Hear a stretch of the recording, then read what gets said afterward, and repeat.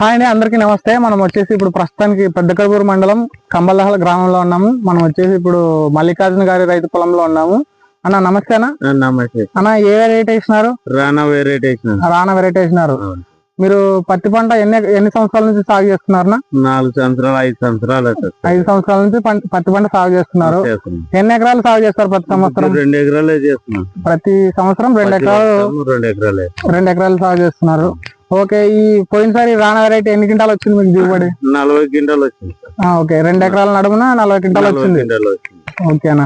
అంటే ఈ రానా వెరైటీలోన మీరు ఏ లక్షణాలు చూసారంటే నల్లి గాని దోమపోట గాని ఇవన్నీ ఎట్లుంటాయి దానికి తగ్గట్టు? అప్పట్లో అంటే మిగతా విత్తనాలు కొద్దిగా తక్కువ ఉంటది. నల్లి గాని దోమ గాని కొద్దిగా తక్కువ ఉంటది. 5% తక్కువ, కొద్దిగా తక్కువ ఉంటది. మిగతా పోల్చుకుంటే వీటికి తక్కువ ఉంటది అనమాట. తక్కువ ఉందిలే. పత్తి పడడం గానీ ఎట్లుంటదన్నా? మెత్తగా ఉంటది. పెద్దగా సూపర్ పగులుతుంది. బాగా పగులుతుంది. కాయ లావు కాయ కదా, లావు కాయ బాగా పగలేది. తీసుకోవడానికి బాగుంటది,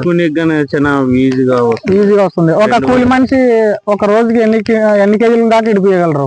కింటం 10 కింటం 15 కేజీలు. ఒక కూలి మనిషి వచ్చేసి కింటం 10-15 కేజీల దాకా ఇడిపియగలరు. మీరు దీనికి రైతుకి కొద్దిగా మేలే అనుకోవచ్చు కదా. మంచిదే. అంటే తీసుకోవడానికి ఇంత బాగా వస్తుంది, అన్నట్లు బాగున్నది. అంత బాగా వస్తుంది అనమాట. ఈ వెరైటీ ఈ సంవత్సరం చూసారు కదా, ఎవరికైనా చెప్పారా మరి? బాగా వస్తుంది రానా వెరైటీ చేసుకోవడానికి. అందుకే ఈసారి ముందే తెచ్చి పెట్టుకున్నారా? ఈసారి ముందే తెచ్చి పెట్టుకున్నా. అవునులే, 20 రోజులు ముందే తెచ్చి పెట్టుకున్నా. మీరు ఇంకా ఎప్పుడు నాటుతున్నారు ఈ ప్యాకెట్? రేపు నెలలో నాటుతున్నారు. అది చెప్తున్నారు కదా. ఇప్పుడు మల్లికార్జున వచ్చేసి గత 5 సంవత్సరాల నుంచి పత్తి పంట సాగు చేస్తున్నారు. ప్రతి సంవత్సరం 2 ఎకరాలు గాను పత్తి పంట సాగు చేస్తున్నారు. దాంట్లో మన రానా 900 వెరైటీ పత్తి సాగు చేస్తున్నారు. ఈ 2 ఎకరాలకు గాను 40 క్వింటాలు దిగుబడి వచ్చింది.